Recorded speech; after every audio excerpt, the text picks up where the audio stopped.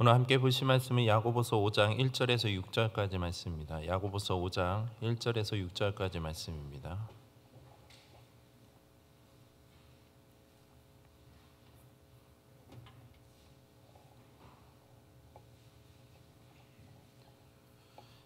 (5장 1절에서 6절) 함께 한 절씩 교독하고 마지막 6절은 함께 합독하겠습니다. 들으라 부한 자들아, 너희에게 임할 고생으로 말미암아 울고 통곡하라. 너희 금과 은은 녹이 슬었으니 이 녹이 너희에게 증거가 되며 불같이 너희 살을 먹으리라. 너희가 말세에 재물을 쌓았도다.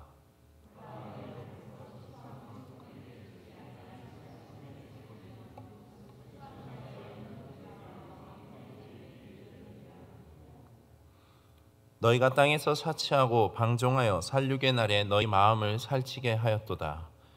너희는 의인을 정죄하고 죽였으나 그는 너희에게 대행하지 아니하였느니라. 아멘. 우리 이 시간 옆에 계신 분들과 함께 이렇게 인사했으면 좋겠습니다. 오늘도 함께 예배드림이 너무나도 행복하고 즐겁습니다 하고 함께 인사했으면 좋겠습니다. 예.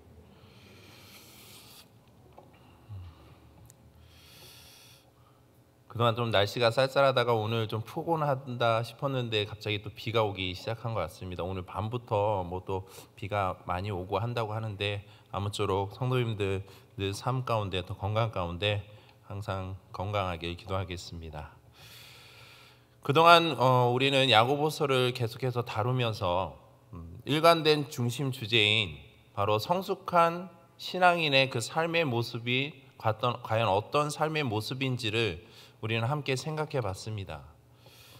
즉 우리가 예수 그리스도를 믿는 자녀로서, 즉 거듭난 자녀라면 그 받은 은혜에 합당한 부합한 삶을 살 것을 야고보는 이야기하고 있습니다.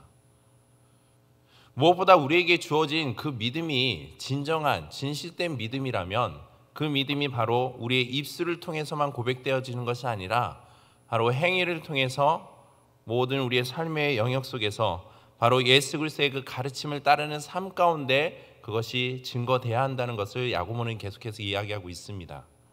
한마디로 우리의 믿음을 삶 속에서 구체적으로 표현하라는 겁니다. 그리고 그 표현하는 영역은 교회에서의 한 국한된 장소가 아니라 바로 우리의 가정이나 또 직장, 삶의 모든 터전 속에서 내가 속해 있는 공동체 속에서 그 모든 믿음의 증거가 구체적으로 증거돼야 한다는 겁니다. 그리고 이와 같은 삶을 사는 사람들의 그 삶은요, 그 삶 속에서 고백과 행동이 일치하는 삶이 나타나고 또한 지혜롭게 행하는 삶이며 또한 자기를 내어주기를 기뻐하는 삶입니다. 또한 하나님의 뜻을 기다리며 인내하는 삶임을 성경은 우리에게 말씀하고 있습니다. 이제 야고보는 본장 5장을 통해서 앞서 다룬 내용의 일부 내용을 잠시 다시 언급함으로 인해서 우리에게 몇 가지의 당부와 교훈의 말을 전함으로 본서를 마무리하고 있습니다. 그 중에 먼저 오늘 본문 속에서는 부유한 자, 즉 물질을 최고의 가치로 여기며 살아가는 자의 그 삶에 대해서 야고보는 경고의 메시지를 전하고 있습니다. 여러분, 먼저 제가 말씀에 들어가기 앞서서 여러분들에게 한 두 가지 예를 이야기하려고 합니다. 이 두 가지 예 속에서 여러분들 마음속에 한 가지를 선택하시면 됩니다. 어떤 것을 선택하든 듣고 바로 그것을 선택하시면 됩니다. 첫 번째는 예수님을 믿지 않으면서 넓은 집에서 아무런 문제 없이 부유하고 편안한 삶을 사는 것. 그리고 두 번째는 예수님을 믿으면서 좁은 공간에서 가족들과 함께 행복하게 사는 삶. 어떤 삶을 선택하십니까? 아마 대부분은 두 번째 삶을 선택했을 거라 봅니다. 그런데 어떤 이들은 이렇게 생각합니다. 예수님을 믿으면서 넓은 집에서 아무런 문제 없이 부유하고 편안한 삶을 살고자 하는 것. 저도 이와 같은 삶을 살고 싶습니다. 그런데 한번 생각해 보시기 바랍니다. 과연 성도로서 우리가 신앙생활 가운데 이와 같은 삶을 사는 사람들이 과연 몇이나 될까요? 과연 성도가 부유한 삶에 만족하며 평안하다고 느끼는 삶이 과연 있을까요? 어쩌면 온전한 신앙생활을 할 확률이 매우 적지 않을까 생각됩니다. 여러분, 성도들의 삶은 어떤 삶입니까? 성도들은 바로 고난의 연속의 삶입니다. 아무리 자신이 재능이 뛰어나고 부한 삶을 살고 또한 높은 지위에 있을지라도 성도들이 걸어가야 할 그 길은요, 바로 고난의 길, 그 길을 걷는 삶이라는 사실입니다. 왜냐하면 예수님께서 그러한 삶을 사셨기 때문입니다. 구약시대에 나타나 있는 부한 사람들의 인물들을 생각해 보시기 바랍니다. 아브라함이나 이삭이나 요셉, 또한 다윗이나 솔로몬, 욥과 같은 사람들, 그들의 삶은 어땠습니까? 그들의 삶은 항상 평안했을까요? 아닙니다. 그들의 삶 마찬가지도 편안하지만은 않았습니다. 그러면 신앙인은 가난한 삶만을 살아야 될까요? 또한 그렇지만은 않습니다. 중요한 것은요, 부유한 삶이든 가난한 삶이든 성도로서 우리가 어떤 삶을 사느냐가 매우 중요하다는 겁니다. 이것은 오늘 본문의 내용과도 같습니다. 물질의 가치를 어디에 두고 있느냐, 물질을 모으는 수단과 방법, 목적, 동기, 그 사용 여부가 어떠하냐에 따라서 우리의 삶을 하나님 앞에 어떻게 평가받을 수 있느냐가 될 수 있다는 겁니다. 아무리 물질이 풍부하고 부유한 삶을 산다 할지라도 그 삶 속에서 주님이 함께하지 않고 그릇된 삶이라면 차라리 넉넉지 않은 삶 속에서 주님만을 의지하며 믿음을 이어가는 삶이 더욱더 복된 삶이라는 겁니다. 여러분, 자본주의와 신본주의의 차이점이 과연 뭘까요? 그것은 매우 간단합니다. 내가 중심의 삶이냐 아니면 하나님 중심의 삶이냐는 겁니다. 부유한 사람의 삶, 내가 중심인 삶, 아니면 하나님이 중심인지, 이거에 따라서 그들의 삶 또한도 더 풍성한 열매들로 살아갈 수 있지만 반면에는 그렇지 않으면 어떻습니까? 자신만 배불리 먹고 살아가는 삶이 될 수 있다는 겁니다.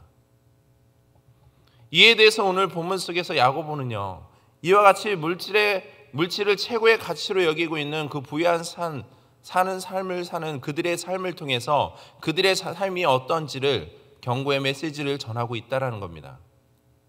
그런데 우리가 이 말씀을 접함에 있어서 한 가지 염두에 들 것은요, 오해하지 말아야 될 것은요, 성경에서는 부유한 삶에 대해서 정죄하고 있지 않다라는 겁니다. 즉, 부를 축적하는 것과 부유한 삶 그 자체에 대해서는 정죄하고 있지 않다라는 겁니다.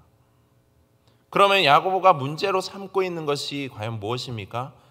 그것은 부를 축적하는 그 방법과 목적, 동기, 사용 여부가 문제를 삼고 있다라는 겁니다.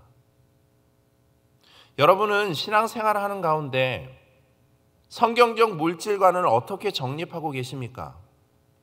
사실 이것은 매우 중요한 부분입니다. 왜냐하면 부의 축적과 사용하는 부분에 있어서 여기서부터 우리가 어떤 생각을 갖고 출발하느냐에 따라서 그 방법과 목적, 동기가 달라지기 때문입니다. 디모데전서 6장 17절 말씀을 보시면 내가 이 세대에서 부한 자들을 명하여 마음을 높이지 말고 정함이 없는 재물에 소망을 두지 말고 오직 우리에게 모든 것을 후히 주사 누리게 하시는 하나님께 두며 라고 말씀하고 있습니다. 여기서 성경적 가르침은 두 가지를 교훈하고 있습니다. 하나는 하나님을 신뢰하고 물질을 신뢰하지 말라는 겁니다. 또 다른 하나는 물질은 하나님의 것이기 때문에 사람은 단지 그것을 관리하는 관리자에 지나지 않다라는 겁니다. 한마디로 청지기적 자세로 물질을 대하라는 겁니다. 이런 가치관이 잘못 정립되어 있다면 결국 우리는 하나님과 물질을 겸하여 섬기는 죄를 범하게 된다라는 겁니다. 이에 대해서 야고보는 1절 말씀을 통해서 부한 자들에게 강한 어조로 그들에게 경고의 메시지를 전하고 있습니다. 즉 마지막 심판날에 너희에게 임할 고생으로 말미암아 울고 통곡할 것을 전하고 있습니다. 그러면 이 땅의 부한 자들, 부자들은 모두 다 이와 같은 고생이 임하게 될까요? 꼭 그런 것만은 아닙니다. 왜냐하면 본문 속에서 본절에서 말하고 있는 부자는요, 어떤 이들이냐, 바로 하나님의 뜻과는 달리 자기의 이익을 추구하고 또 불의하게 재물을 모으고 자신을 위해서 사용하는 자들을 가리키는 것입니다. 한마디로 잘못된 물질관을 가지고 살아가는 사람들을 가리키고 있다는 겁니다. 그런 그들의 잘못된 행위에 대해서 야고보는 지금 2절과 3절 말씀에 그들의 행위에 대해서 지적을 하고 있습니다. 너희 재물은 썩었고 너희 옷은 좀 먹었으며 너희 금과 은은 녹이 쓸었으니 이 녹이 너희에게 증거가 되며 불같이 너희 살을 먹으리라. 너희가 말세에 재물을 쌓았도다. 당시 부자들이 쌓는 그 부의 형태들은요, 재물이나 옷, 금과 은의 형태였습니다. 지금으로 비유하면은 주식이 될 수도 있고 화폐가 될 수 있고 마찬가지로 보석이나 금과 은이 될 수도 있습니다. 야고보는 본문 속에서 이런 것들이, 그 부의 형태들이 부패해서 썩은 냄새가 날 때까지 쌓여진 채 남아있음을 지적하고 있다는 겁니다. 이 말을 풀이하면요, 부의 형태가 되는 것들은 시간이 지나면 썩어지고 또한 흠이 나고 점차 색이 변하여 없어지는 것으로서, 또한 그것들은 굶주린 자들을 먹이고 또한 헐벗은 자들을 입히며 또한 병든 자들에게 의약품으로 구제하고 더 나아가서 하나님 나라를 세우는 데 쓰여지고 또한 복음 전파를 하는데 사용될 수 있음에도 부자들은 그 돈을 자신들의 삶을 위해서 사용하고 있으며 또한 축적해두고 있다는 것을 이야기하고 있습니다. 결국 그 돈은 아무짝에도 쓸모없는 것이 되고 말았으며 이처럼 사용되지 않고 썩게 내버려두는 것으로 인해서 발생한 그 녹은 결국에는 그 부자들 스스로에게 마지막 날에 정죄하는 증거가 되고 있다는 것을 지금 야고보는 그들에게 일깨워주고 있다는 겁니다. 또한 야고보는요, 4절과 6절 말씀을 통해서 부자들의 그 죄악됨을 지적하고 있습니다. 보라, 너희 밭에서 추수한 품꾼에게 주지 아니한 싹이 소리 지르며 그 추수한 자의 우는 소리가 만군의 주의 귀에 들렸느니라. 너희는 의인을 정죄하고 죽였으나 그는 너희에게 대항하지 아니하였느라. 무슨 이야기입니까? 이것은 부자들은 자신들에게 가지고 있는 것이 있음에도 불구하고 자신들이 더 많은 이익을 추구하기 위해서 품꾼들에게 정당한 대가로 돌아가야 될 그 품삯을 주지 아니하고 오히려 노동력만을 착취하고 있다라는 겁니다. 당시 밭에서 추수하는 일꾼들은요, 자신들이 정당하게 받아야 할 대가를 받지 못하는 상황이었습니다. 그리고 그 정당하게 받아야 될 것에 대해서 요구하지도 못했습니다. 왜냐? 그들은 힘이 없는 존재였기 때문입니다. 결국 그들은 4절에 싹은 소리 지르며 라는 그 표현의 말씀처럼 그 부당함과 억울함을 가슴에 한으로 품고 매일 밤마다 가슴을 치며 울음으로 호소하고 있다라는 겁니다. 결국 하나님은 그런 울음소리에, 그런 그들의 부르짐 속에 그것을 들으심으로 인해서 결국에는 물질을 최고의 가치로 여기며 또한 잘못된 방법으로 부를 축적하고 가난한 자들을 압제하며 그리고 사치와 방종의 삶을 일삼는 그들에게 다음과 같이 경고의 말씀을 전하고 있습니다. 들으라 부한 자들아, 너에게 임할 고생으로 말미암아 울고 통곡하라. 이와 같은 예언적 심판의 말씀은 말라기 3장 5절에도 나타나 있습니다.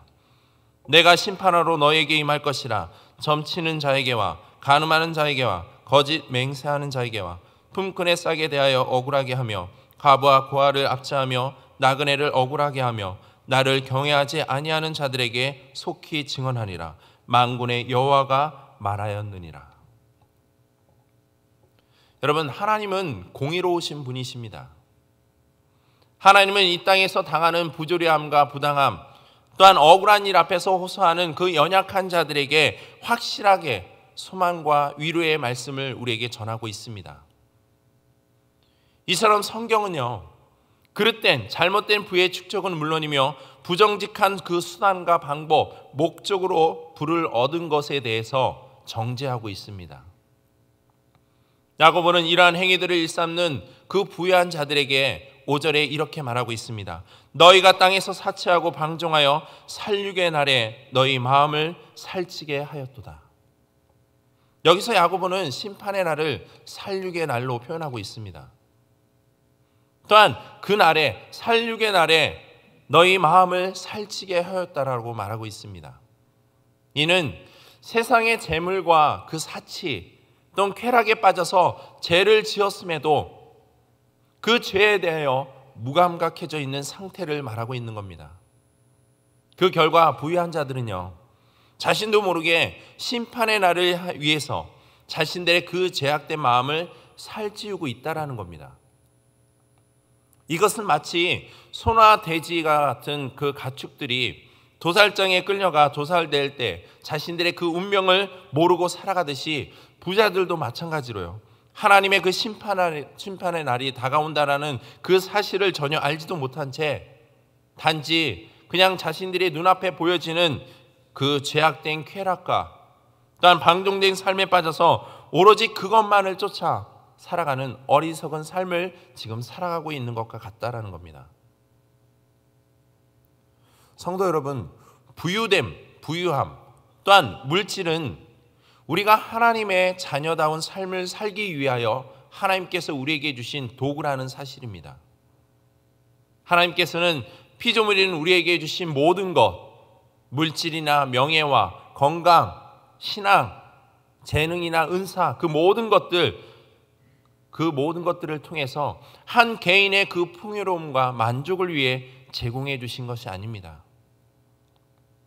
하나님은 그 모든 것을 가지고 바르게 사용함으로 하나님의 영광을 위해서, 또한 교회와 성도들을 위해 봉사하고 덕을 세우며 그것을 위해서 우리에게 공급해 주셨다라는 겁니다. 고린도교회 성도들을 보시기 바랍니다. 그들에게 부어주신 그 풍성한 영적 은사와 영성들, 또한 그리스도인의 그 자유들,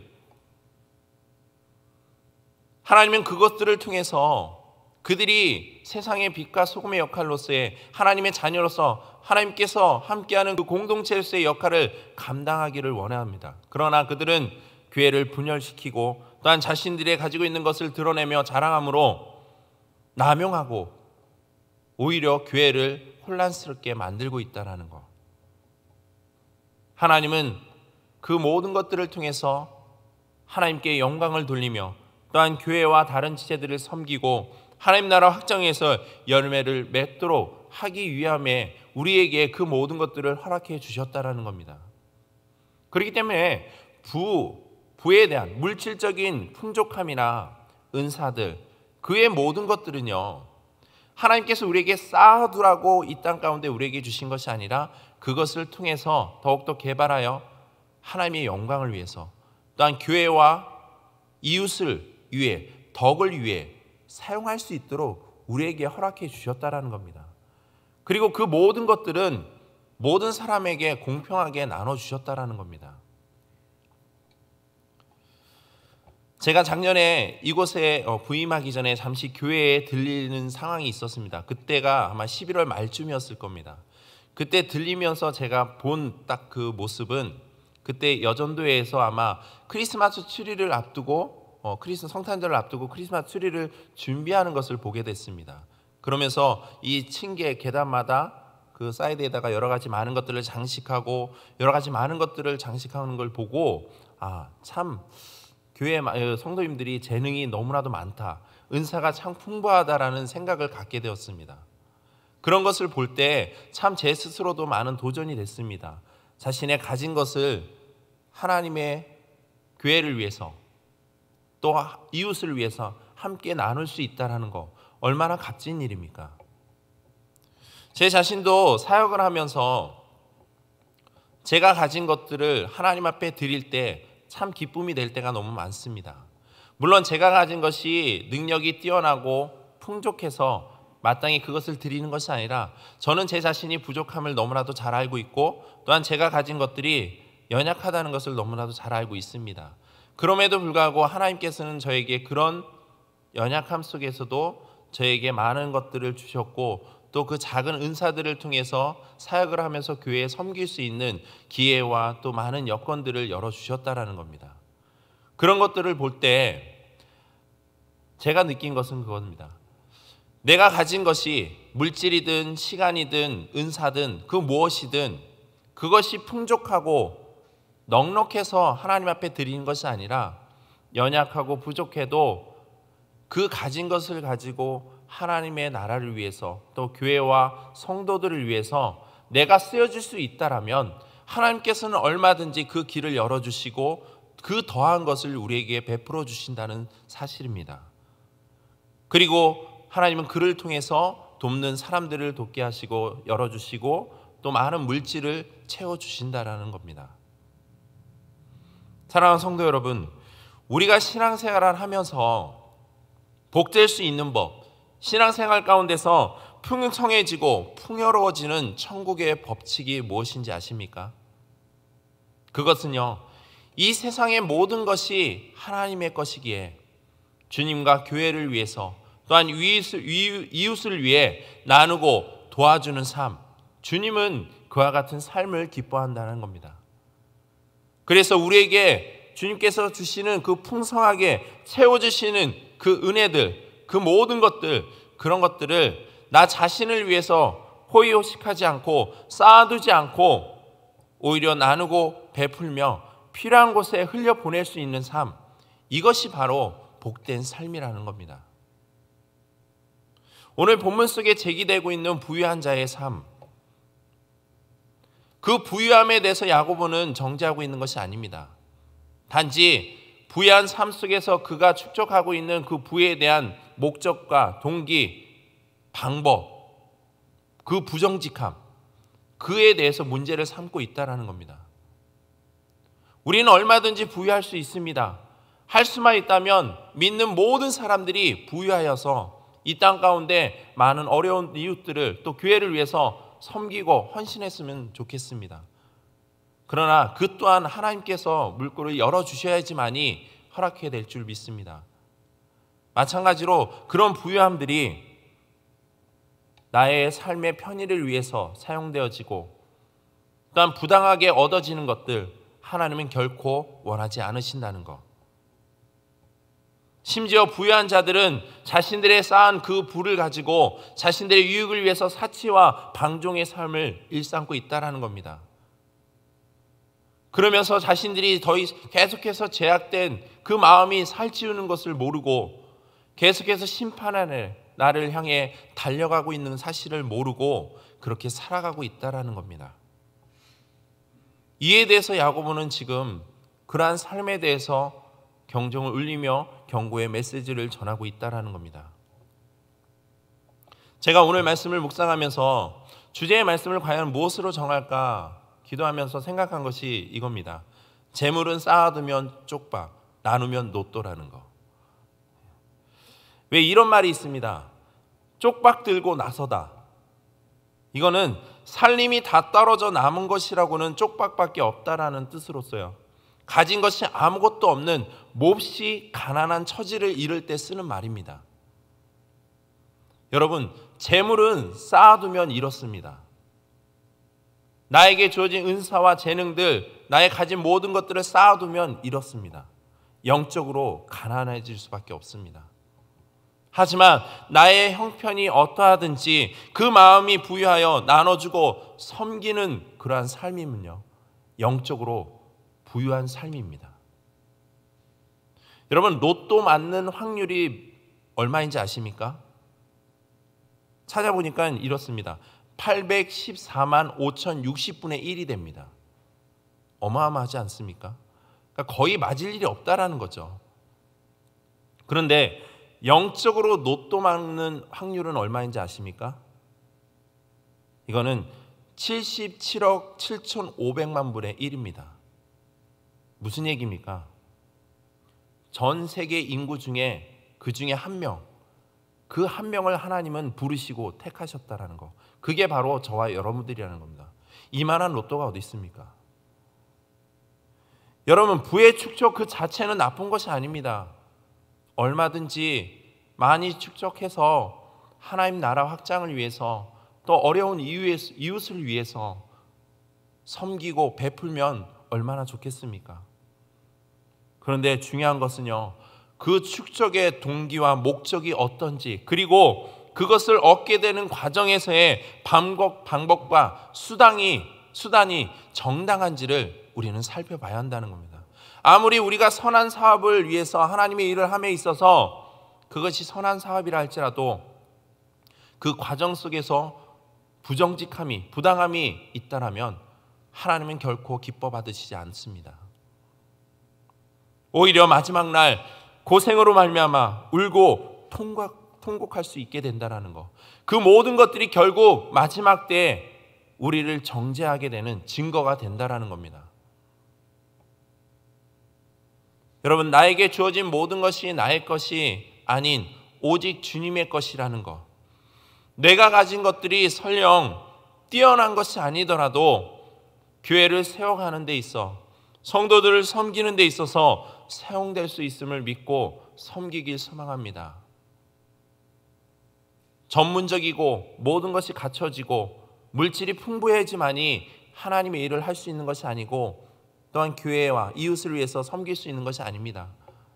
나의 가진 것, 그 어떤 것으로도 하나님 앞에 섬기고 나누고 베풀면 하나님께서는 더 많은 것들을 우리에게 주시고, 또한 더 많은 일을 할 수 있는 기회를 열어주실 줄 믿습니다. 물질이든 나의 은사든 재능이든 시간이든 그 무엇이든 여러분 쌓아두는 것이 아니라 그것을 나누시길 바랍니다. 나눌 때 하나님은 더욱더 많은 것으로 채워주십니다. 그리고 이 땅에서 그것을 쌓아둔 것은 결국에 하늘의 상급을 스스로 버리는 행위입니다. 하지만 반대로 이 땅 가운데 우리가 그 쌓은 것들, 그 나에게 주어진 것들을 나누면 그것이 곧 하늘의 상급으로 쌓여지는 것입니다. 이것이 하나님의 원리입니다. 결국 이 땅의 것은 사라져 없어집니다. 우리가 아무리 물질이 풍부하고 많은 것을 가져도 결국 마지막 때에는 그 어느 것 하나도 가져갈 수 없습니다. 모든 것들이 사라지고 모든 것이 무의미해진다는 것. 그렇기 때문에 이 땅에 주어지는 것들로 인해서 하나님 앞에 만족해하는 것이 아니라 하나님이 공급해 주시는 그 힘으로 말미암아, 또 공급해 주시는 그 은혜로 말미암아 만족하며 또 드릴 수 있다라면 하나님 앞에 최상의 것을 드리며 또 나누고 섬길 때 하나님은 우리의 삶을 기뻐 받아줄 줄 믿습니다. 우리의 삶 속에서 우리가 어떤 삶을 살아야 할지, 또 어떤 모습으로 하나님 앞에 나의 모든 것을 드려야 될지를 오늘 말씀을 통해서 다시 한번 묵상해 보시고, 나의 삶에 혹시라도 하나님이 주신 것을 쌓아두고 있지는 않은지, 나의 유익을 위해서 쌓아두고 만족을 위해서 쌓아두고 있지는 않은지 다시 한번 점검해 보시고, 그것을 드러내서 베풀 수 있는 그 여유로움, 그 영적인 풍부함, 그 부유함을 누리며 살아가는 저와 여러분들 되기를 주님의 이름으로 축복드립니다. 우리 이 시간 함께